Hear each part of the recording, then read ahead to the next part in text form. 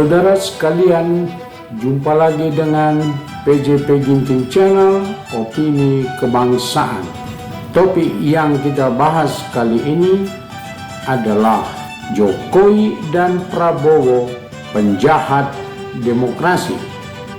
Sejak diberlakukan keputusan Mahkamah Konstitusi nomor 90 tahun 2023 yang mana prosesnya secara etika konstitusi cacat, yang berakibat seluruh proses selanjutnya cacat konstitusi dan kurang legitimasi.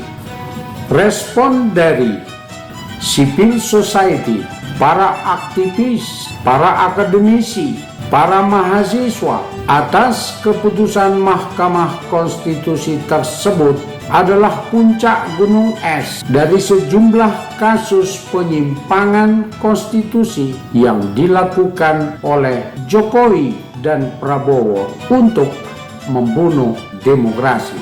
Maka Jokowi dan Prabowo dituding sebagai penjahat demokrasi. Oleh karena itu, ada sejumlah upaya masyarakat sipil untuk memakzulkan Jokowi sebagai presiden karena sudah tidak pantas memimpin Indonesia. Juga ada tuntutan agar Prabowo didiskualifikasi sebagai capres dan menyeretnya ke depan pengadilan atas sejumlah kejahatan yang telah dilakukan di masa lalu maupun akhir-akhir ini. Terhadap Jokowi selaku presiden dipandang oleh masyarakat sipil yang tergabung dalam kelompok masyarakat 200 yang terdiri dari aktivis berbagai bidang, para akademisi dan budayawan, maupun oleh petisi 100 kelompok masyarakat yang juga terdiri dari budayawan, akademisi dari berbagai bidang maupun para aktivis dari berbagai bidang. Kelompok-kelompok masyarakat ini dikenal sebagai kelompok yang sangat concern pada pertumbuhan dan pengembangan demokrasi di Indonesia. Menurut kelompok-kelompok masyarakat ini, ada beberapa hal yang telah dilakukan oleh Jokowi menyimpang dari konstitusi.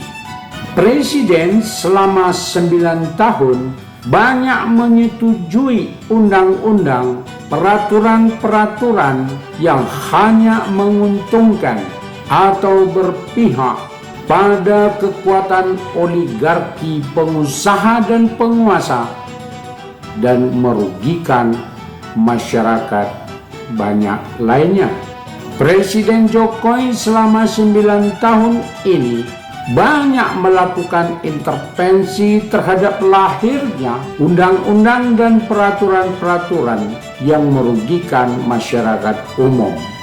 Presiden Jokowi selama 9 tahun ini banyak melakukan pelanggaran undang-undang dan konstitusi melampaui kewenangan yang dimiliki. Ketiga hal tersebut tercermin dari berbagai indeks yang dipotret oleh berbagai lembaga nasional dan internasional. Misalnya, angka kemiskinan meningkat, artinya jumlah orang miskin bertambah. Angka pengangguran meningkat, artinya jumlah orang yang tidak punya pekerjaan bertambah. Daya beli masyarakat menurun, artinya tingkat inflasi meningkat. Ketersediaan barang kebutuhan pokok menurun, pendapatan masyarakat pun menurun. Angka harapan hidup menurun, artinya berbagai indikator kesehatan, pangan, rekreasi, ekspresi makin sempit atau berkurang. Indeks pencapaian demokrasi menurun, Artinya, kebebasan ekspresi menurun, kebebasan berbicara menurun, partisipasi publik menurun, lembaga-lembaga demokrasi kurang berfungsi optimal, lembaga-lembaga negara melakukan tindakan-tindakan berpihak atau tidak netral terhadap masyarakat. Saudara, terhadap Prabowo, banyak kekuatan masyarakat sipil memberi sorotan negatif untuk menjadi calon presiden. Ada beberapa hal negatif yang dikemukakan. Prabowo terlibat dalam kejahatan HAM Orde Baru, penculikan dan pembunuhan aktivis dan mahasiswa, sehingga dipecat dari militer. Namun hingga kini belum diselesaikan melalui peradilan HAM maupun peradilan pidana. Prabowo hingga kini belum pernah minta maaf dan mengakui perbuatannya atas keterlibatannya pada kejahatan HAM di masa lalu. Masyarakat menilai bahwa Prabowo maju Pilpres yang sudah untuk keempat kalinya semata-mata untuk kekuasaan belaka, bukan untuk memajukan Indonesia. Prabowo dinilai tidak memiliki konsep untuk memajukan Indonesia, dan karakter serta kesehatan fisik mentalnya pun sudah kurang prima sebagai pemimpin untuk 280 juta masyarakat Indonesia. Prabowo selama menjabat sebagai Menhankam dinilai tidak berprestasi dan syarat korupsi.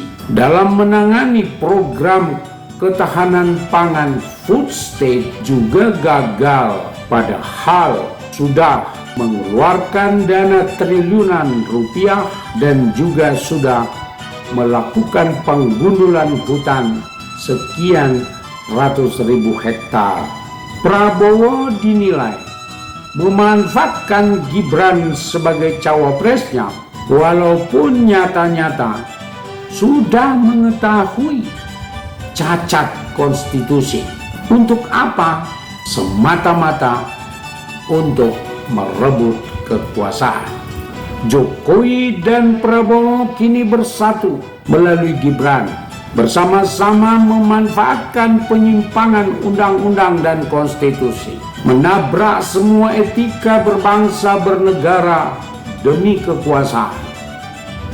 Itu dasar dan alasan Jokowi dan Prabowo disebut sebagai penjahat demokrasi.